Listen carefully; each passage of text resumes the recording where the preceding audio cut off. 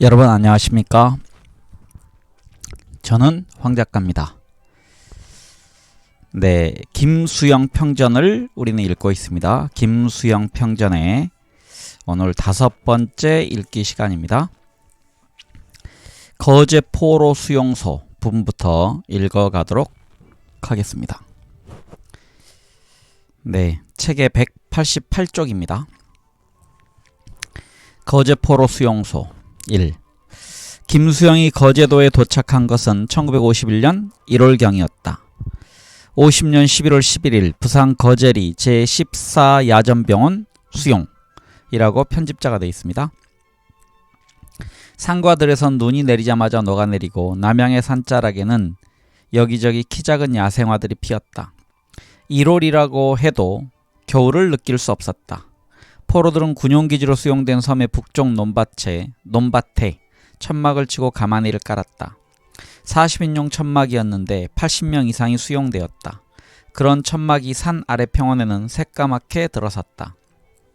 기록에 따르면 당시 거제도에는 원래 살고 있던 주민이 약 11만 8천 명, 6.25 뒤로 서울과 북한 등지에서 피난 온 사람들이 10만여 명, 미 8군 제2병참사령부 관리하의 포로들이 13만 2천 명쯤 되었다. 포로 수용소 소장은 미군 장교였고 중요 직책도 모두 미군들이 담당했으며 경비만 한국군 경비대가 맡았다. 수용소가 자리한 곳은 섬의 북쪽 평원으로 처음엔 바다와 푸른 산이 어울려 거제도 특유의 운치를 자아냈으나 포로들의 천막과 시멘트 건물들이 들어서고 수용 인원이 늘어가자 돈버짐이 핀 아이들의 머리와 같이 흉한 몰골로 변해갔다. 더욱이 천막 안에는 인민군 출신의 포로들과 김수영의 경우같이 강제로 의용군에 끌려갔다가 붙잡힌 이질 집단이 섞여 있어서 한동안의 정착기간이 지나자 트러블이 일어나기 시작했다. 미군은 처음 트러블을 해소할 양으로 15일 간격으로 포로들의 막사 배치를 이동했으나 그것도 여의치 못했다. 오히려 그것이 프락치를 집어넣을 수 있는 틈을 만들어 주었다. 경비대와 짜거나 경비대 눈을 피해 막사를 탈출하는 포로들도 있었고 부산의 친지들에게 연락하여 비공식적으로 철조망을 빠져나가는 경우도 있었다. 유정도 일본으로 건너가려고 몇 번 시도했으나 실패했다. 그가 남도 북도 아닌 일본을 선택한 것은 남도 북도 싫었기 때문이었다. 국민을 기만하고 대전으로 피난 간 정부, 그러면서도 뻔뻔스럽게 존경하는 동포 여러분 하고 말하는 그런 정부를 그는 따를 수 없었으며 그렇다고 남의 화포를 겨누고 내려오는 일본 정부를 믿을 수도 없었다. 더군다나 피난 수도 부산은 사람들로 홍수를 이루고 있어서 부산에는 먹을 것도 입을 것도 없다는 소문이 수용소 안에는 자자했다. 그에 비하면 수용소는 먹을 것도 충분했고 입을 것도 걱정 없었다. 수용소는 의식주가 해결되는 곳이었다. 살록이 우거진 5월이 되자 수용소는 회오리가 일기 시작했다. 9.5 막사 안에 소위 조선노동당 거제지부란 것이 조직되고 용강로라 이름한 해방동맹이 각 막사에 생겨나면서 거제 포로 수용소는 용트림을 하기 시작했다. 침공포로들은 각 동에 적기를 올리고 노동가를 부르며 막사 안을 행진했다. 반공포로들도 가만히 있지 않았다. 그들도 반공청년단을 결성해 가지고 대한민국 군가를 부르며 막사를 돌아다녔다.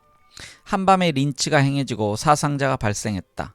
이렇게 침공 반공으로 포로들이 양분되어 극한 투쟁을 전개하자 미군 당국은 포로들을 2년별로 재배치하였는데 그 재배치 과정에서 적극적으로 역할한 것이 한국군 통역과 경비대들이었다. 그들은 반공 포로들을 돕기 위하여 하루 종일 분주하게 뛰어다녔다. 그리하여 거제포로 수용소는 74동과 81동, 82동, 83동이 반공포로 진지가 되었고 62동이 침공포로 진지가 되었다. 밤이면 양 진영은 서로 적대 막사에 철조망을 부수고 습격하였다. 하루에 15명의 포로들이 인민재판의 형식으로 처형되어 시체가 토막토막 잘려지는가 하면 미군 측이 15일 간격으로 실시하여 온 포로들의 성향선별 심사를 거부함에 따라 미군에 의해 침공포로들이 77명 사살되고 140명이 부상당한 대불상사가 일어나기도 했다. 매일 타살자가 생겨나고 자살자가 나타났다. 침공포로들이 수용소 소장 도드 준장을 납치하여 세계적인 물의를 빚기도 했다. 그러나 이것은 공식적인 기록이 지나지 않는 면이 있다. 습격과 린치와 난자살인은 더 극심했고 이 같은 사건은 5월 이전부터 발생했던 듯하다. 김수영의 조국에 돌아오신 상병포로 동지들에게 라는 시를 보면 누가 거제도 제61 수용소에서 당기 4284년 3월 16일 오전 5시에 바로 철망 하나 둘 셋 넷 겹을 격하고 불 일어나듯이 솟아나는 제62 적색 수용소로 돌을 던지고 돌을 받으며 뛰어 들어갔는가 라는 구절이 나온다. 여기서 뛰어 들어갔는가는 습격을 의미하고 충돌을 뜻한다. 그리고 충돌은 1951년 3월 16일 시간은 오전 5시다. 3월의 오전 5시는 새벽 어둠이 아직 풀리기 전이다. 김수영은 새벽의 미명 속에서 제61 수용소와 제62 수용소 포로들이 돌을 던지며 싸우는 것을 보고 있다. 그는 어느 편도 들지 않는다. 이 시기에 대한 진술은 아니지만 포로 수용소의 철조망에 대해 삼동유감이라는 산문에서 김수영은 다음과 같이 쓴 적이 있다. 여편네와 어린 놈을 데리고 25시의 영화를 구경하기도 했다. 25시를 보고 나서 포로 수용소를 유유히 걸어 나와서 철조망 앞에서 탄원서를 들고 보초가 쏘는 총알에 쓰러지는 소설가를 생각하면서 나는 몇 번이고 가슴이 선뜩해졌다. 아, 나는 작가의, 만약에 내가 작가라면 사명을 잊고 있는 것이 아닌가. 나는 타락해 있는 것이 아닌가. 나는 마비되어 있는 것이 아닌가. 물론 이때의 사명의 망각과 타락과 마비는 자신의 포로 수용소 시절을 가리킨 것이 아니고 이후에 자신의 문학적 행동에 대한 반성으로 쓰인 것이다. 그러나 우리는 이 글을 쓰면서 김수영이 자신의 과거를 떠올리지 않았으리라고 생각하기 어렵다. 포로 수용소를 유유히 걸어 나오면서 철조망 앞에서 탄원서를 들고 보초가 쏘는 총알에 쓰러진 소설가를 딴딴딴 쓸 때 그의 눈에는 거제포로 수용소에서의 자신의 모습이 명멸했을 것이고 장용학의 단편소설 요한 시집이 생각났을 것이다. 거제포로 수용소를 테마로 있는 그 소설에서 주인공은 철조망에 몸을 던져 자살하는 누에라는 시인 기질 사나이의 두 눈을 손에 들고 동쪽 바다에서 해가 떠오기를 기다리는 벌을 친 공포로들에게 받는다. 누에의 두 눈은 침공포로들이 뽑은 것이다. 침공포로들은 노래한다. 뽕뽕 뽕잎이 떨어진다. 뽕뽕 뽕잎이 떨어진다. 김수영은 거제포로 수용소에서 두 눈이 뽑힌 누에의 죽음보다도 더 비극적인 경험을 수두룩하게 하였으며 이데올로기라는 명분에 의해 인간이 짐승보다 더러운 존재로 타락해가는 것을 보았다. 그는 한 막사의 포로 시체가 토막친 채 변소에 던져져 있는 것을 보았다. 이렇게 잔인한 짓을 하고서도 이데올로기가 정당성을 가질 수 있는 것인가 회의하지 않을 수 없었다. 그는 한 시에도 썼듯이 유자철망을 탈출하려는 어리석은 꿈을 꾸기도 했다. 그러나 그것은 어리석은 꿈만이 아니었다. 얼마 뒤에 그 꿈은 현실로 변해왔다. 포로 수용소 사무실에서 미군 야전병원 근무라는 명이 내리고 그와 함께 근무 지역도 거제도에서 부산시 거제리에 있는 야전병원으로 옮겨졌다. 김현경의 증언으로는 브로큰 잉글리시가 아닌 제대로 된 영어 회화 덕으로 야전병원 근무령을 받게 되었으리라 한다. 아마도 이 증언은 사실일 것이다. 당시엔 통역요원이 절대 부족했다. 그런 터에 슬랭까지 소화할 수 있는 정도로 영어에 능한 포로가 있었으니 영을 받지 않을 수 없는 일이었다. 거제리 양원병원에서 김수영은 외과병원 원장의 통역을 도맡는 한편 틈틈이 간호사들을 도와 환자의 뒤치다거리도 하고 간호사들과 거지를 개기도 했다. 어느 날 한 정보원 가로 열고 아마도 그는 통역요원이나 경비요원 직위를 가지고 있었을 것이다. 가로 닫고. 그래서 다시 읽겠습니다. 어느 날 한 정보원이 사내 새끼가 거지를 개고 있다니 하면서 포로 경찰이 되라고 권유했다. 그는 그 권유를 거절했다. 그는 경찰이나 정보원보다 간호사와 함께 환자를 돕고 거지를 개는 편이 좋았다. 거지를 개는 일에 서툴기 짝이 없었음에도 그는 그 일들에 생각을 집중할 수 있었다.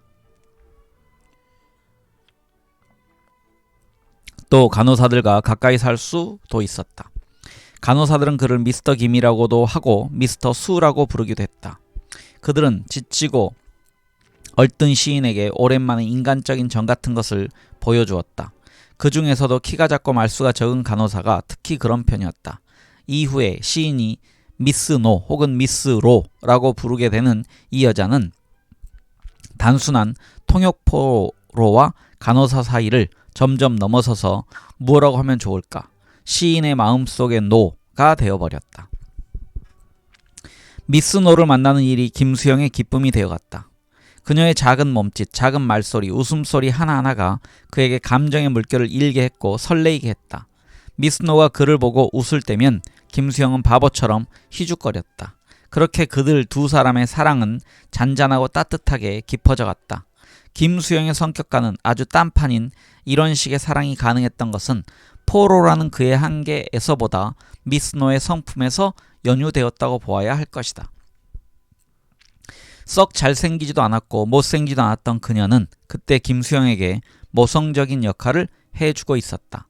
만나서 조용히 웃어준 사람, 그러고 나면 그 홀로 생각해야 하는 사람, 이런 두 사람의 사랑의 관계 양식은 포로 수용소를 벗어나 서울에 와서도 같은 모양으로 이어졌다.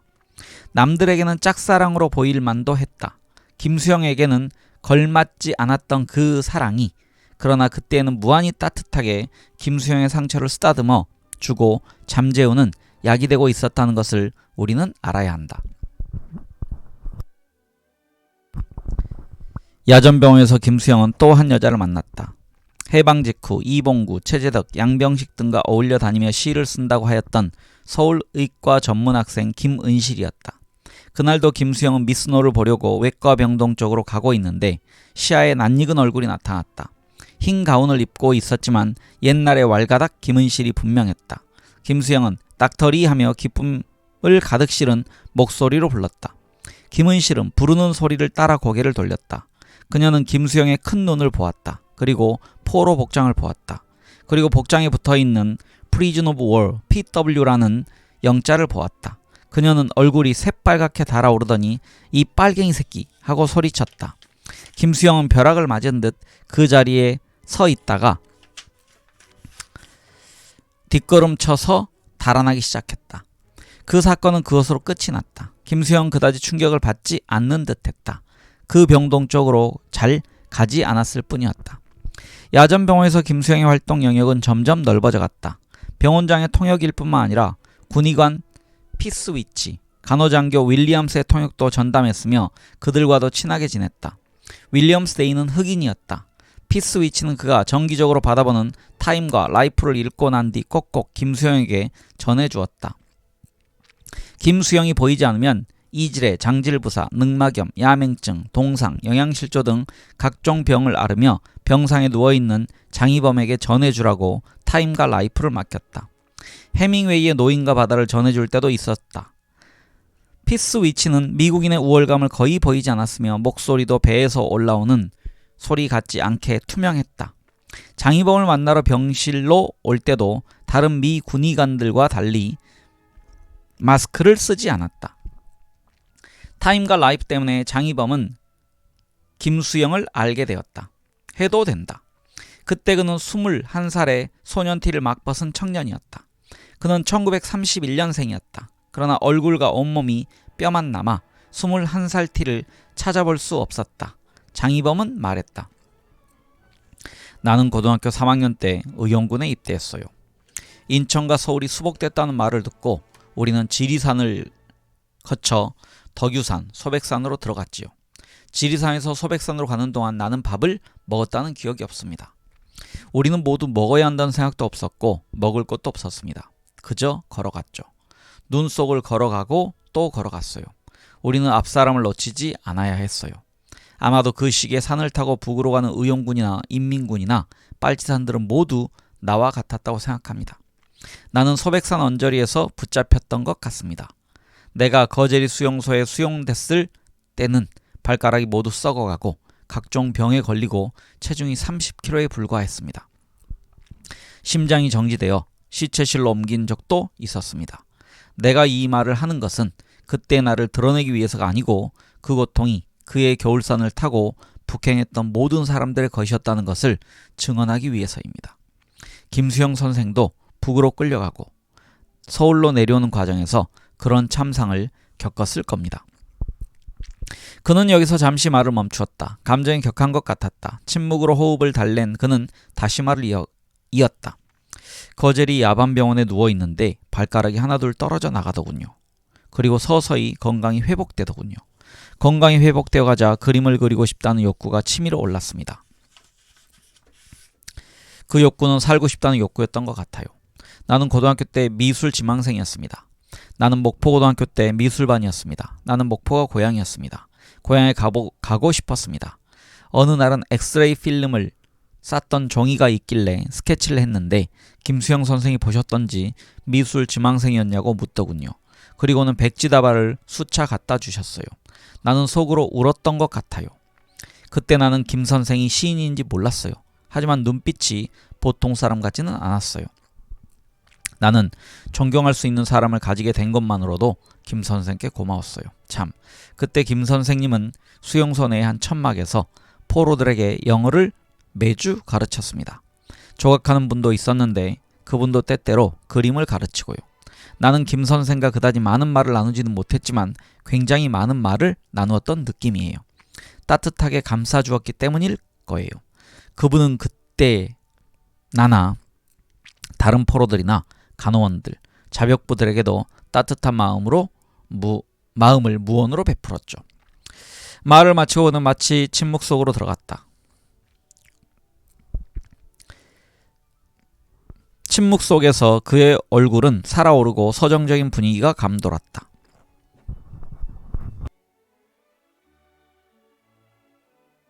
해가 겹치면서 거제리 수용소에는 그런대로 안정이 찾아오고 군의관과 포로 사이, 포로와 포로 사이에서 이해의 통로가 뚫어져 갔다. 일요일과 수요일 밤에는 찬송가 소리도 들렸다. 1952년 봄에는 가족들의 면회도 허용되었다. 흰 떡을 담은 대바구니를 이고 과일을 싼 보자기를 손에 들고 면회 온 어머니들이 행렬을 이루었다. 철조망가에서 어머니들과 아들들은 웃고 울고를 계속했다. 초여름 김수영의 어머니도 김수영이 거제리 수용소에 있다는 소식을 접하고 헐레벌떡 찾아왔다. 철조망 너머로 어머니 얼굴을 처음 본 순간 김수영의 온몸은 떨렸다. 그는 억제된 소리로 어머니 하고 불렀다. 어머니도 무어라 말을 하려 했으나 말이 입 밖에 나오지 않았다. 한참 뒤에 그녀는 내가 꼭 죽은 줄만 알았다 라고 말했다. 실제로 그녀는 그 불같은 성질로 보아 김수영이 미아리 고개도 못 넘고 죽었으리라고 생각했다. 저도 식구들이 모두 죽은 줄 알았어요. 그래서 소식을 전하지 않았어요. 얼굴색은 좋다마는 그래 먹을 것은 어떠냐? 괜찮아요. 걱정 안 하셔도 돼요. 김수영은 김연경의 소식을 물으려다가 참았다. 어머니가 말하지 않는 데는 까닭이 있을 수 있다. 그녀는 말하지 않아야 할 것들을 구별할 줄 아는 사람이었다. 그녀는 먹을 것을 싸가지고 온 보자기를 풀었다. 어머니와 아들은 철조망가에 앉아 음식을 먹었다. 햇빛은 쨍쨍하고 금용산 기슭에는 매미들이 울었다. 무엇을 함께 먹으면서 이야기를 했는지 무슨 이야기를 했던지 통 생각이 안 나. 여성 목소리가 되네요. 그의 어머니가 말했다. 무엇을 함께 먹으면서 이야기를 했는데 무슨 이야기를 했던지 통 생각이 안 나. 그의 어머니는 말했다. 여러 번 곰곰이 생각해 봤는데 그의 어머니는 기억력이 뛰어난 편이었다. 그때 내가 수강이랑 수경이가 학도의용군으로 끌려간다는 말을 했던가 안 했던가. 안 했기가 쉬웠을 게야. 그 사람이 그 말을 들으면 괴로워했을 테니 혹시 했다면 그 사람이 물어서 거짓말을 할 수 없어서 했겠지. 그 사람은 거짓말을 비상으로 여겼으니까. 어머니가 돌아간 뒤 김수영은 조병화에게 엽서를 썼다. 나 이곳에 있다. 포로 수용소이지만 무섭지는 않은 곳이다. 한번 찾아와다오. 조병아는 그때 서울고등학교 교사로 재직하고 있었다. 김수영이 수신지를 적어 보낼 수 있는 것은 조병아뿐이었다. 조병아는 김수영의 엽서를 받고 곧장 다방으로 가 박인환에게 보였다. 박인환의 엽서를 빼앗듯 낚아챘다.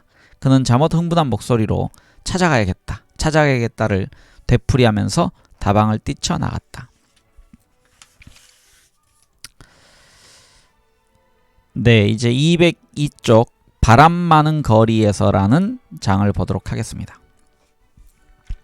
김수영이 부산거리에 나온 것은 그로부터 6, 7개월이 지난 한겨울이었다. 일설에는 그가 통역으로 있던 외과 원장이 호의로 풀려났다고도 하고 방공포로 석방 때 언양에서 풀려났다고도 한다. 방공포로로 풀려났다면 방공포로 석방 날짜가 53년 6월 18일이므로 석방 이후 그가 영등포에 있었던 어머니를 만나고 부산으로 온 것은 적어도 6월 말경이 넘어야 될 것이다. 그런데 방공포로 석방서를 의심스럽게 한 것은 상병포로. 이 상병포로는 군대의 상병이 아니고요. 병장 상병이 아니고 한문 보니까 부상당한 병사입니다. 그래서 다시 읽겠습니다. 그런데 방공포로 석방서를 의심스럽게 한 것은 상병포로 교환이 완료된 5월 13일에 쓴 조국에 돌아오신 상병포로 동지들에게 라는 시이다. 그 시에는 다음과 같은 구절이 나온다. 일전에 어떤 친구를 만났더니 날들어 다시 포로 수용소에 들어가고 싶은 생각이 없느냐고 정색을 하고 물어봅니다. 나는 대답하였습니다. 내가 포로 수용소에서 나온 것은 포로로서 나온 것이 아니라 민간 억류인으로서 나라에 충성을 다하기 위해 나온 것이라고. 그랬더니 그 친구가 빨리 38선을 향하여 가서 이북에 억류되어 있는 대한민국과 유엔군의 포로들을 구하여 내기 위하여 새로운 싸움을 하라고 합니다. 나는 정말 미안하다고 하였습니다. 이북에서 고생하고 돌아오는 상병 포로들에게 말할 수 없는 미안한 감이 듭니다. 이 시에 따르면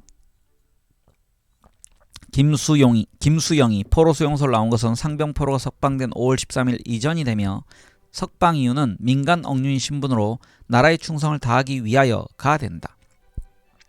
그러니까 그는 포로로서 불법으로 나온 것이 아니라 민간 억류인으로서 정정당당하게 나온 셈이 된다. 실제로 그는 민간 억류인 신분으로 나라의 충성을 다하겠다는 각서를 쓰고 나왔는지도 모른다. 하지만 이 설에는 몇 가지 의문이 따른다. 그가 5월 13일 이전에 석방되었다면 그 시기는 대충 언제이며 어떤 경로로 나오게 되었는가. 증언자들의 말이 엇갈리고 있어서 종잡을 수가 없기는 하지만 그들의 말 가운데 일치된 면을 찾아보면 다음과 같다. 괄호 열고 김수영은 1952년 11월 28일 충남 언양 국립구호병원에서 민간 억류인으로 석방된다. 이 편집자가 이렇게 적었습니다. 첫째로 김수영이 석방되어 영등포로 온 것은 겨울 가로 열고 어머니 이었다는 설과 아이젠하워 방한보다 일주일쯤 뒤였다는 설 가로 열고 김연경이다. 미국 대통령 당선자인 아이젠하워가 우리나라에 온 것은 1952년 12월 2일이다. 따라서 12월 2일보다 일주일쯤 뒤인 9일설은 어머니의 겨울설과 일치하며 조국에 돌아오신 상병포로 동지들에게가 쓰인 날짜인 5월 13일과도 부합된다. 김수영은 시를 완성하고 나서는 반드시 정설을 하고 그 아래 날짜를 쓰는데 상병포로 아래는 분명히 5월 13일이라고 명기되어 있다. 또 종합잡지 자유세계 53년 4월호에 김수영은 달나라의 장난을 발표하고 있는데 우리나라 잡지들이 대개 한 달 혹은 보름 먼저 간행되는 것이 괄호 열고 발행 날짜보다 관행이고 수록 원고는 그로부터도 한 달 전에 청탁하고 원고 마감을 하게 된다는 사실을 감안하면 이 시는 2월 중순경에 자유세계 편집자에게 건네졌으리라는 가정이 나온다. 그러니까 2월경에 이미 김수영은 자유인이 되어 부산에 있어야 되는 것이다. 둘째로 석방 경위도 1. 미군 야전병원 외과 원장의 호의로 풀려났다. 2. 방공포로 석방 때 함께 풀려났다. 3. 민간 억류인 신분으로 풀려났다는 설이 있는데 방공포로 석방 때보다 미군 야전병원 외과 원장의 호의에 의해 비공식적인 석방이거나 민간 억류인 신분의 석방이 훨씬 설득력을 갖는다. 특히 사망은 김수영의 시가 입증해준다. 시는 거짓일 수 없다. 그것은 진실이다. 그렇다면 김수영은 52년 12월 초순에서 53년 2월 말 사이에 석방되었다고 추측할 수 있다. 김수영이 포로 수용소에서 나왔다고 여겨지는 12월 초순, 영남 일대에는 폭설이 내렸다. 10년 만에 폭설이라고들 했다. 산과 들이 눈 속에 묻히고 좀채 눈이 쌓인 적이 없는 부산 거리도 눈 세상으로 변했다. 아이들이 한 길로 나와 소리 질렀다. 개들도 껑충껑충 뛰었다. 그러나 아이들과 개처럼 피난 수도 부산은 편치 않았다. 그 무렵 부산에서는 날마다 굵직굵직한 사건들이 봇물 터지듯이 터져나왔다. 그해 5월에는 백골단들이 대낮에 거리를 부수며 이승만 지지를 외치는 새칭 부상정치파동이 일어났고 김성수가 부통령직을 사임했고 12월에는 봉암도로 격리 수용된 침공포로들이 폭동을 일으키다 대량 살상되었다.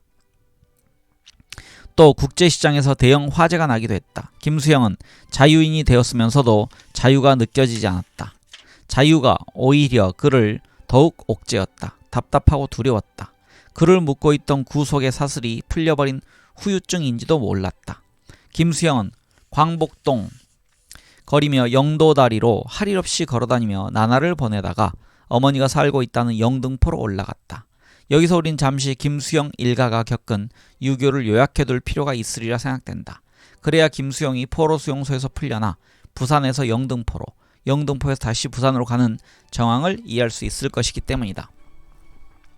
김수영 일가가 조암리로, 보다 정확히 말하자면 경기도 화성군 바람면 조암리로 피난 간 것은 50년 12월 26일이었다. 5 아들 가운데 3 아들을 한 달새를 두고 의용군에 보낸 김수영의 어머니는 중공군이 몰아온다는 소문을 듣고 더 이상 서울에 머물러 있을 수 없었다. 하나 남은 아들 수성은 자영하던 인쇄소 시설을 트럭에 싣고 부산으로 떠난다는 막내 여동생 편에 딸려 보내고 남은 4 식구를 거느리고 김수영의 어머니는 조암리로 떠났다. 조암리에는 영고를 찾아 김연경이 먼저 피난가 있었다. 그의 가족이 도착하던 날 밤 김연경은 아들을 낳았다. 김수영과 김연경에게는 첫 아들이고 어머니에게는 첫 손자였다. 그로부터 1년여 동안 그의 가족은 가지고 온 폐물과 옷가지들을 팔고 마을의 밭일과 논일을 거들며 근근히 연명하다가 수복이 된 후 그의 괄호 열고 2차 수복된 51년, 그래서 그의 섣달 김연경을 그곳에 두고 서둘러 상경했다. 새 아들의 소식을 들을 수 있을까 해서였다. 아직 도강이 허락되기 전이었으므로 그들은 영등포에 방을 얻고 막내딸을 제외하고는 모두 생활전선에 나섰다.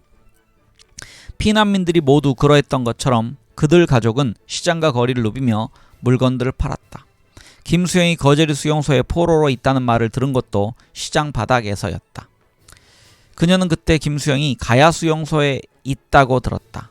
거제도 수용소 이전에 부산에 거제리와 가야의 수용소가 설치되어 있었다. 그녀는 그때 김수영의 소식을 들은 것이 횡재 같았다고 했다.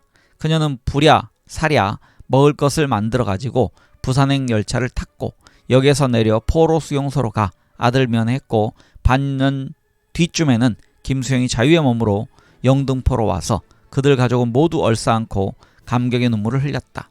그러나 그들 가족은 그렇게 오래도록 울지는 않았다. 그들 가족은 비교적 냉정을 지킬 줄 아는 성미들이었다. 특히 어머니가 그랬다. 일주일 정도 가족들과 지낸 김수영은 다시 부산으로 내려갔다. 그는 초량동의 비탈에 있는 수성의 성냥감만한 학고방, 가르고 판잣집 쪽방으로 들어갔다. 기어들어 나가는 방이었다. 그들은 그 방에서 약 8개월 동안 함께 살았다. 이렇다 할 말이 서로 없었다. 말할 틈도 없었다. 수성은 아침 일찍 직장에 나오고 수영은 늦게 나갔다가 통행금지 시간이 임박해서 돌아왔으므로 일요일을 제외하고는 형제가 얼굴을 마주할 틈이 없었다. 일요일에도 형제는 해가 중천에 뜰 때까지 늦잠을 잤다. 그리고 오후에는 집을 나가 각각 다른 길로 헤어져 갔다. 그때 나는 그런 식으로 수용소의 아픔을 덜 가신 그 양반을 이해해 주려고 했던 것 같아요. 그에게 말하지 않고 지낼 수 있도록 말이에요. 그 양반은 원래 말이 없는 데다 나도 말이 많은 편 아니었고요. 또 그 양반을 별로 좋아하는 편도 아니었어요. 다만 어떻게 나날을 지냈는지 그게 마음에 늘 걸렸어요. 김수영은 밖에 나가서도 말이 없었다. 명동에서 함께 거리를 활보하던 박인환과 김경린, 양병식이 부산에 와 있었고 조병화도 학교 수업, 가로 열고 그는 그때도 서울고등학교 교사로 있었다. 가로 닫고 그래서 조병화도 학교 수업이 끝난 대로 다방에 나와 파이프를 물고 버티고 있었는데 김수영은 그들과 이야기를 하지 않았다. 유엔 잠바 속에 두 손을 찌르고 가만히 의자에 앉아 있었다. 박인환이 한참 재담을 늘어놓다가 야 수영아 너는 그에 대해 어떻게 생각하니? 하고 물을 적에도 그는 눈만 깜빡거렸다. 박인환이 내가 없는 동안에 후반기라는 동인이 결성되었다면서 후반기는 신시론의 후신이므로 너도 마땅히 들어와야 한다고 했으나 김수영은 여전히 대답하지 않았다. 그는 문학 같은 것을 생각하고 싶지 않은 사람 같았다. 아니 작품을 쓴 일로서의 문학보다 그것을 발표하고 그룹을 지어 운동을 벌이는 일을 두려워 있는 것 같았다. 당시 후반기 동인들은 피난 수도 부산의 모든 시민들이 먹을 것과 입을 것, 잠들 곳에 괴로워하고 있는데도 상당히 활발한 움직임을 보였다. 그들은 신조치고 동요되지 아니한 것이 없고 공인되어 온 교리치고 결함을 노정하지 않은 것이 없다. 박인환이 이렇게 주장하는가 하면 과거는 아무 데서나 실제가 아니다 고 역설했다. 그들은 전통을 부정하고 현대를 불안하게 조망하려고 했다. 매우 관념적인 언사들이었지만 그러나 그들에게는 열렬한 것이기도 했다. 그 열렬함이 수용되어 한 일간지에서는 후반기 동인 특집을 몇 해에 걸쳐 연재해 주었다. 동인지 하나 내지 못한 동인이었으되 피난 수도 부산에서 후반기는 실제로 존재했다. 동인은 신시론 동인이었던 박인환, 김경린의 김규동, 조향, 이봉래, 김종문, 김차영 등이 가담했다.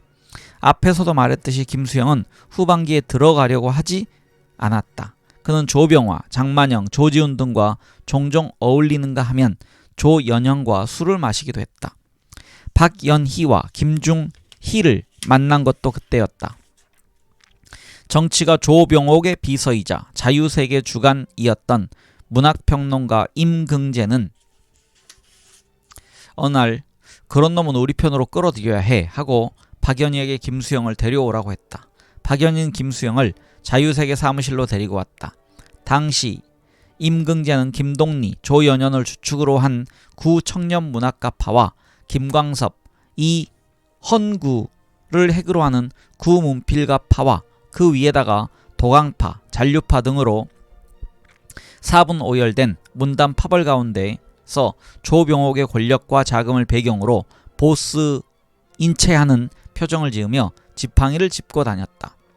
그는 6.25가 일어나자 김종문의 지프를 타고 부산으로 피난 가다가 영등포 부근에서 차가 전복되는 바람에 한쪽 다리를 잃고 말았다. 그러나 그는 다리 없는 것에 조금도 구애받지 않고 정력적으로 조병옥의 연설문을 작성하고 잡지사 일을 보고 밤이면 소대 병력을 이끌고 술집을 순례했다. 소대원은 박연희, 조영암, 김종문, 김중희, 김종삼 등이었다. 술이 취하면 김종삼에게 야 독가봐 내 성놈 때문에 다리가 달아났단 말이야 하고 소리를 질렀다. 김종삼은 김종문의 동생이었다. 그날도 임긍재는 박연희, 김중희, 김종삼, 김수영을 이끌고 술집으로 갔다. 박연희가 임긍재의 장광설을 제치고 김수영에게 말했다. 김영, 의용군에서 포로수용소까지 체험기 하나 쓰면 어때? 대한민국을 의식하지 말고 말이야. 지드의 소비에트 기행 스타일로 작가적 양심을 가지고 말이야. 김수영은 숨이 차서 술잔을 입으로 가져갔다. 너무 눈치를 볼 것 없어요. 우리 시대의 의용군으로 나가는 거야. 일종의 운명이야. 문학은 그런 것을 딛고 넘어서야 해요. 넘어서지 않으면 더 걸려요. 김수영이 여전히 대답을 안 차 임긍재가 화제를 돌렸다. 그는 이봉래가 어깨를 재고 다방을 제 집인 양 하는 게 아니꼽다고 했다. 그가 문단에 언제 등단했다고 모더니스트냔 말이야. 그놈 시가 시야? 문맥이 통해? 박연희가 대받았다. 다 제멋에 사는 게 인생 아니에요. 일본에서 동인지 운동도 했다고요. 박연희의 말은 사실이었다. 전후 일본에서 전이시 운동을 하다 뒤늦게 귀국한 이봉래는 어깨가 벌어지고 걸음걸이가 대바라진 폼이 야쿠자 보스 같았다. 돈도 어디서 나는지 차값, 점심값을 전담하다시피 했다. 그래서 그의 주위에는 젊은 시인들이 모여들었을 뿐 아니라 레지들의 인기도 대단했다. 임긍제의 말에 따르면 임긍제와 이봉래는 적수인 것 같지만 이봉래에게 임긍제가 안중에 들어오지 않았다. 그에게는 김동리, 조연현이 주적이었다. 이봉래와 후반기 동인들은 김동리와 조연현 파들이 앉아있는 밀다원 다방으로 시위 비슷하게 몰려가는가 하면 신문에 그들의 우두머리 격인 박종화의 소설을 두들겨 패고 문단 해체론을 역설했다. 김동리, 조연현파의 집결지가 밀다원이었다면 이봉래와 후반기 동인의 아지트는 온달다방이었다. 밀다원에서는 김수영이 포로 수용소에서 PW 낙인이 찍힌 작업복을 입고 있을 때인 51년 8월 젊은 시인 정운삼이 다방구석 의자에 페노바르비탈과 세코사나움을 먹고 잠들듯이 숨을 거두었다. 그가 앉아있던 탁자에는 고별이라는 메모가 놓여 있었다. 나는 미리 준비하고 있었던 페노바르비탈 60알과 세코사나움 5알을 한꺼번에 먹었다. 나는 진실로 오래간만에 의식의 투명을 얻었다. 나는 지금 편안하다. 나는 지금 출렁거리는 바다 저편에 나를 향해 웃음을 보내는 나의 애인의 얼굴을 본다. 나는 나의 앞에는 나의 친애하는 벗들이 거의 다 모여 있음을 본다. 나는 그들이 나를 지켜주고 있는 이 시간, 이 자리에서 더 나의 생애를 연장시키고 싶지 않다. 잘 있거라, 그리운 사람들. 51년 8월 1일 정운삼. 그때 건너편 의자에는 김동리, 조연현, 허윤석, 김말봉 등이 둘러앉아 식은 엽차를 마시며 주위가 떠들썩하게 이야기를 주고받고 있었다. 그리고 밀다원의 그 의자에는 2년 뒤에도 여전히 그 사람들이 자리를 앉아 떠들거나 자리에서 일어나 거리로 나갔다. 어느 날 후반기 동인들이 모인 온달다방에서였던지 김동리, 조연의 밀다원에서였던지 김수영을 취직시켜야 한다는 이야기가 돌았다. 그 말은 가을 들판에 던져진 불길처럼 삽시간에 문학동네로 퍼져나갔다. 누가 앞장을 섰던지 모르지만 박태진을 찾아갔다. 어쩌면 박태진 스스로 나섰는지도 모른다. 박태진은 그의 아버지나 장인이 상당한 사회적 영향력을 지니고 있었으므로 한 자리쯤은 구할 수 있었다. 박태진은 교통부 고위직에 있는 장인에게 부탁하여 그야말로 하늘의 별 따위 같은 미 8군 수송관 통역 자리를 마련했다. 그것이 김수영 연보에 나오는 ROTC이다. 당시 교통부와 미 8군 군수 물자 수송권으로 밀접한 관계를 가지고 있었다. 다시 읽겠습니다. 당시 교통부와 미 8군은 군수 수송 물자 수송권으로 밀접한 관계를 가지고 있었다. 화차는 여기서 화물차입니다. 화차를 배정해야 하고 물자를 싣고 내려야 하며 인부들을 책임 관리해야 한다. 일들이 산적했다. 더군다나 그때는 전시체제였고 작전권이 미 8군에게 있었으므로 관할권이 교통부이기는 했지만 미군이 좌지우지했다. 교통부나 철도청에서는 미군의 지시를 따르고 편의를 돌봐주는 수밖에 없었다. 그런 불평등 관계에서 김수영은 통역 일을 해야 했다. 해방 직후 ECA 때와는 다른 마음가짐으로 일하려 했으나 잘 되지 않았다. 그는 미군들의 천한 말씨와 행동이 싫었다. 궁둥이를 책상 위에 올려놓고 시부렁거리는 것이 싫었고 쩍쩍 추인껌 씹는 것이 싫었고 어깨를 흔들며 노래를 흥얼거리는 것도 싫었다. 변소에 가는 것도 싫었고 점심을 먹는 것도 싫었다. ROTC의 미군들은 피스위치와는 다른 종족들이었다. 그들은 관리건 통역이건 하역 인부건 가리지 않고 천대하고 홀시했다. 물론 그들의 태도가 전혀 이해되지 않는 것은 아니었다. 그들은 그들의 나라도 아닌 남의 나라, 그것도 극동의 끄트머리에 사마귀처럼 붙어있는 코리아를 위해서 죽거나 상처받거나 젊음을 보내고 싶지 않은 것이다. 그들은 그들의 나라 아메리카에서 부모 형제와 살고 싶은 것이다. 아름다운 여인과 사랑을 속삭이고 싶은 것이다. 그들의 젊음을 즐기며 술을 마시고 사랑을 속삭이고 싶은 것이다. 따라서 그들의 한국인에 대한 우월감은 고향을 등지고 말리 타향에 와서 고생한 데 대한 보상이라고 할 수 있었다. 그런 면은 지식층에 속하는 포로 수용소의 군의관들도 마찬가지였다. 비교적 점잖은 말과 고상한 행동을 취하면서도 그들의 내면에는 그런 불만과 역겨움이 내재해 있었다. 미국인의 입장에서는 그런 감정과 태도가 있을 수 있었다. 그러나 입장을 바꿔놓고 보면 그것은 반드시 정당한 일도 못 된다. 우리에게도 할 말이 있다. 38선을 그은 사람은 누군가? 38선은 그들의 국가 이익에 의해서 그들이 그었으며 6.25 참전도 그들의 국가 이익에 의한 극동 전략의 일환이 아닌가. 내가 청천강까지 말로 닿을 수 없는 고생을 하며 올라가고 포로로 거제 수용소에 수용된 것도 따지고 보면 38선이 그어진 때문이 아닌가. 38선이 그어졌기 때문에 나는 그들을 보며 통역을 하고 그들의 우월감에 저항하는 것이 아닌가. 더욱 김수영을 견딜 수 없게 하는 것은 미군의 우월감보다도 오히려 그것을 당연하게 여기는 한국인의 비굴한 태도였다. 관리나 하역 인부들이 미군과 이야기를 나눈다거나 식사라도 나눌 때면 무슨 큰 영광이라도 입은 듯이 허리를 굽신굽신하고 눈웃음을 흘렸으며 그런 기회를 잡으려고 발버둥쳤다.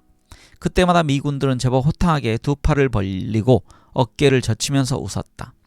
김수영은 도와줄 수가 없었다. 당장이라도 사표를 내던지고 싶었다. 그에게 생존이란 자존심의 싸움 이외에 아무것도 아니었다. 자존심을 짓밟는 자유도 평화도 그에게는 의미가 없었다.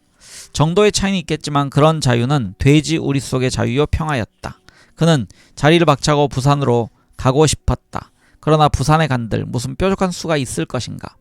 어떻게 박태진이나 박인환을 대하며 어떻게 입에 풀칠을 할 것인가. 여기에 생각이 미치면 그의 엉덩이는 무거워질 수밖에 없고 그의 의식도 납덩이처럼 차고 굳어질 수밖에 없었다. 김연경이 광복동에서 이종구와 동거하고 있다는 소문을 들은 것도 대충 그때쯤이었다. 처음 그 말을 들었을 때는 뇌관에 불이 붙은 듯 했으나 날이 가고 밤이 감에 따라 그럴 수도 있으리라 생각되었다. 김연경은 묵은 윤리 도덕을 붙들고 안고 괴로워할 여자가 아니다. 그는 자유스러운 여자다. 자유분이라 해도 된다. 그런 김연경이 의용군으로 끌려간 생사부지의 남편을 기다릴 리 없다. 그는 그의 젊은 삶을 새롭게 시작하고 싶었을 것이고 그 욕망을 실천했다. 하필이면 이종구냐라고 할 수 있겠지만 이종구는 수재이고 직장이 튼튼한 사람이다. 이종구만 해도 그렇다. 그는 일본 유학 시절부터 편지를 보내고 이와나미 문고를 보내며 김연경의 지적 성장을 도울 만큼 관심이 깊었고 그 관심은 분명치는 않았지만 사랑과 같았거나 사랑으로 모습을 바꾸었을 것이다. 해방 직후만 해도 그랬다. 이종구는 먼 친척이라는 구실로 김연경의 주위를 그림자처럼 맴돌았다. 나는 그때 그것을 깨달아야 했다. 내가 김연경과 전격 결혼한 것이 이종구에게는 김연경을 탈취해가는 배신행위처럼 느껴졌을지도 모른다. 그러나 그렇다 손치더라도 이종구가 왜 김연경? 김수영은 술집으로 달려가 막걸리를 목구멍에 부었다. 그는 술상을 주먹으로 치면서 갓댐 방향 없이 외쳤다. 통역 자리를 그만두고 부산으로 가자고 그의 내면에서 가래 끓는 소리가 들리기 시작한 것도 그때쯤이었다. 그는 괴롭다 못해 어느 일요일 휴가를 얻어 초량동 언덕배기를 올라갔다. 수성을 만나기 위해서였다. 수성은 방에 있었다. 현경의 이야기를 할까 했으나 말이 입에 나오지 않았다. 엉겹결에 그는 통역은 더러운 직업이며 머지않아 그만두어야겠다고 했다. 수성의 눈이 등잔만 해지더니 가로열고 그도 눈이 큰 편이었다. 고개를 벽 쪽으로 획 돌려버렸다. 낯짝도 보기 싫단 투였다. 오랜만에 이 작자가 자리를 잡아가나 하고 안도하는 마음이 들었는데 통역을 그만두겠다니 부하가 치밀지 않을 수 없었다. 눈만 가면 코도 배간다는 세상에 취직이 어디 쉬운가. 그것도 미군 통역이 아닌가. 김수성은 군수물자 수송관계 통역이라면 이만저만 자리가 아니라는 것을 알고 있었다. 머리만 잘 굴리면 한미천 잡을 수 있는 자리였다. 물론 형이 머리 굴릴 수 있는 위인이 못 된다는 것을 알면서도 그만큼 고생을 했으니 문학이나 사상 같은 것은 잠시 접어두고 자리를 지킬 수 있으려니 생각했다. 더 이상 어머니와 형제들에게 의지하지 않고 자기 입은 자기가 책임질 수 있으려니 생각했다. 그런데 통역은 더러운 직업이며 그만두어야겠다니. 피난수도 부산에서 직장을 그만두다니. 그것도 미군 통역 자리를. 수성은 병력같이 소리를 내지르고 싶었다. 수성은 수영과는 달리 리얼리스트였다. 형과 동생이 갖는 꿈과 현실의 거리는 이후에도 좁혀지지 않고 불화와 미움의 관계 다시 읽겠습니다. 불화와 미움의 긴장관계가 계속된다. 그것은 김수영이 아버지를 닮고 수성이 어머니를 닮은 데서 연유되는 일인지도 모른다. 그의 집안은 동대문에서 지물상 문을 닫은 뒤로 거의 어머니가 맞다시피 했다. 아버지가 무슨 일을 한다고 나서면 망했다. 김수영이 아버지의 사진이란 시에서 아내 몰래 유명을 달리한 아버지의 사진을 꺼내보면서 눈물 짓는다고 하는 것은 그 사진 속에 아버지의 비참이 있고 자신의 비참이 서려 있기 때문이다. 어쨌거나 김수영은 수성과 그런 대화를 나눈 얼마 뒤에 통역자리를 박차고 부산으로 내려왔다. 그는 초량의 동생 방으로 다시 들어갔다. 겉으로는 무관심한 듯 하면서도 증오와 연민에 가득 찬 형제 생활이 정부가 환도하는 8월까지 계속되었다. 그 사이 신문에서는 판문점에서 휴전협정이 조인되었다는 사실과 이북에서 박헌영, 이강국, 임화가 숙청되었다는 뉴스 보도가 있었다. 박헌영과 이강국이 숙청되었다는 사실에는 무관심할 수 있었지만 임화가 숙청되었다는 사실은 아무렇게나 보아 넘길 수 없었다. 임화의 숙청에는 문학과 정치 혹은 이념과 문학이 어떻게 조화를 이루고 어떻게 불화, 파탄을 가져오는가를 보여주는 것이었기 때문이다. 특히 임화는 그의 의용군 지원과도 많은 상관관계가 있었다. 휴전회담도 그랬다. 그렇게 그 자신과 전 민족에게 고통을 가하였던 전쟁이 아무런 결실도 변화도 없이 종지부를 찍는 일이었다. 전쟁은 장난처럼 그와 많은 사람들에게 흙탕물을 끼얹고 사라진 것이다. 그 무렵 수성은 형에게 용돈 한 번 준 적 없다고 회고한다. 그의 월급날 다시 읽겠습니다. 그의 월급으로는 남에게 용돈을 줄 수 없었다. 방값과 식비 그리고 담뱃값을 내고 나면 주머니가 비었다. 다행스럽게도 그가 정부의 환도를 따라 상경할 때 그의 형은 설린상고 영어 강사로 취직되었다. 그는 가벼운 마음으로 부산을 떠날 수 있었다. 수성이 서울로 올라간 뒤 수영은 김연경을 찾아가기로 했다.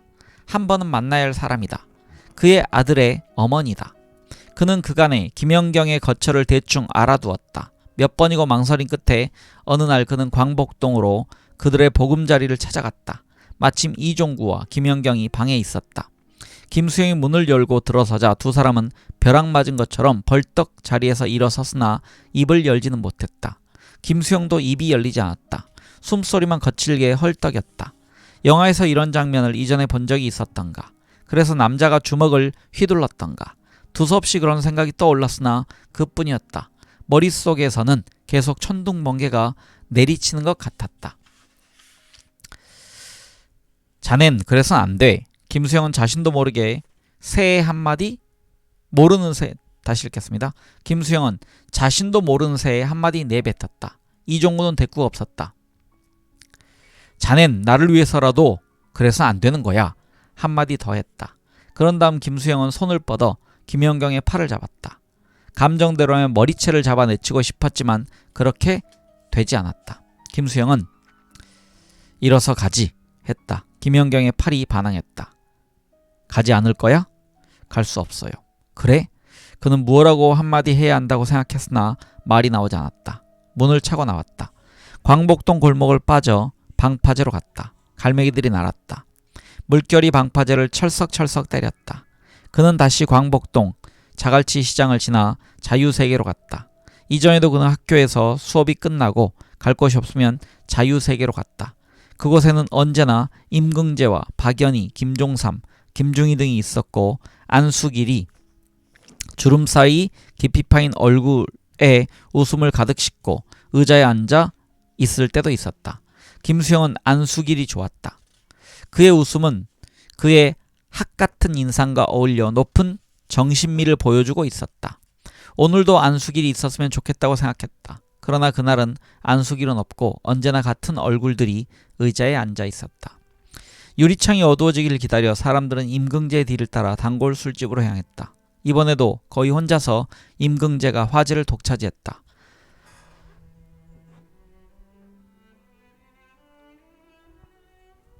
누구는 어째서 죽일 놈이고 누구는 어째서 못돼 먹었다는 식이었다. 그런 말하는 임금제가 얼마나 대먹은 놈이냐는 문제는 차치하고 그날은 임금제의 욕짓거리가 김수영의 가슴에 끓어오르는 감정들을 어느 정도 시원하게 씻어내주는 것 같았다. 문학구국대, 항공구락부, 해군작가단이 뭐냔 말이야. 그 단체의 주요 포스트들이 의용군에 나갔던 사람들이 아니냔 말이야. 그들은 언제 내가 의용군에 다녀왔냐는 듯 활개치고 있는데 우리가 그걸 용인할 수 있느냔 말이야. 박연희가 김수영을 의식한 듯 임금제의 옆구리를 쳤으나 임은 멈추지 않았다. 그래, 용인할 수 없겠지. 용인할 수 없는 것들과 용인할 수 있는 것들이 이 부산에서는 함께 썩은 시체처럼 부풀어 영도 앞바다를 흘러간다. 냄새나고 혼탁한 것들이 흘러간다. 따뻘대와 백골당과 민중자결단이 몽둥이를 들고 달려가는 바다. 갈매기들이 날고 기름이 둥둥 뜨고 온갖 배들이 쓰레기를 버리는 바다. 그의 자유와 창조력을 앗아갔으며 김연경까지도 앗아가버린 바다.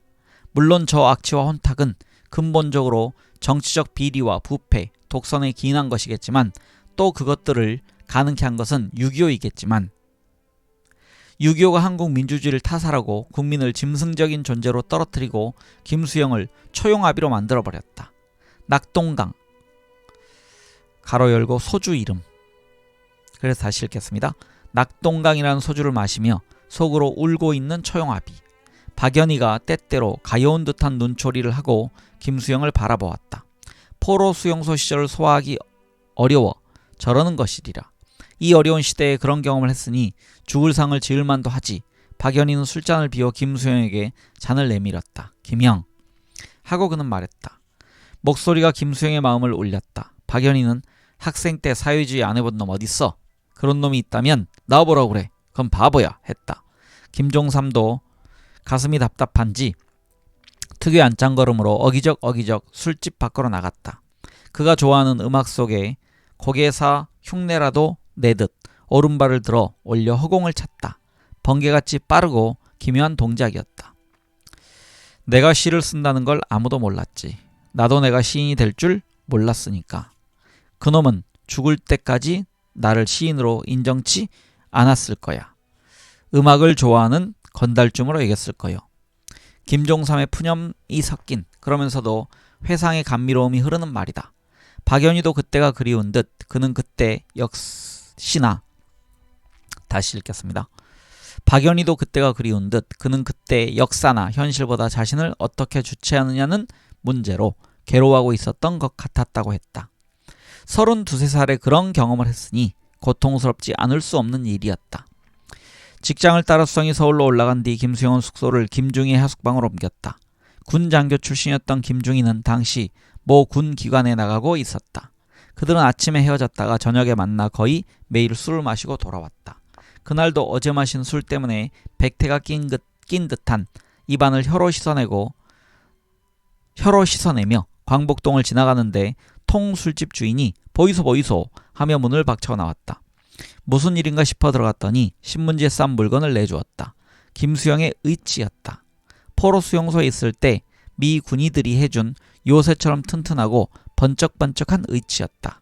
김중희는 의치를 싼 신문지를 옆구리에 끼고 직장으로 갔다. 동료들이 무엇이냐고 물었으나 대꾸하지 않고 그것을 서랍에 넣었다. 퇴근 때는 다시 서랍을 열고 의치를 싼 신문지를 들고 하숙방으로 돌아왔다. 아직 김수영은 방 안에 누워 있었다. 김중희는 의치를 싼 신문지를 바닥에 내던졌다. 김수영이 놀라 벌떡 일어났다. 자네는 내가 무엇라고 욕짓거리를 퍼부어야 되겠나? 자네, 내가 저 의치 때문에 얼마나 괴로운 줄 아나?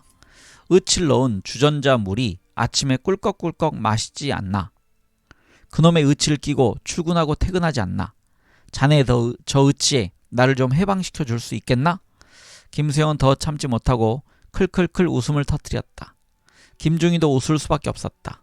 김중희가 말한 그를 괴롭힌 한 주전자물이란 의치한 사람이 잠자리에 들 적에 의치를 빼내어 담가두는 물을 말한다. 물에 담가두어야 다음날 아침에 아프지 않게 의치를 잇몸에 끼워 넣을 수 있다. 김중희는 김수영이 머리맡에 놔두고 자는 의치에 절인 주전자의 물을 수십 차례 마셨으며 그때마다 화를 벌컥벌컥 냈다.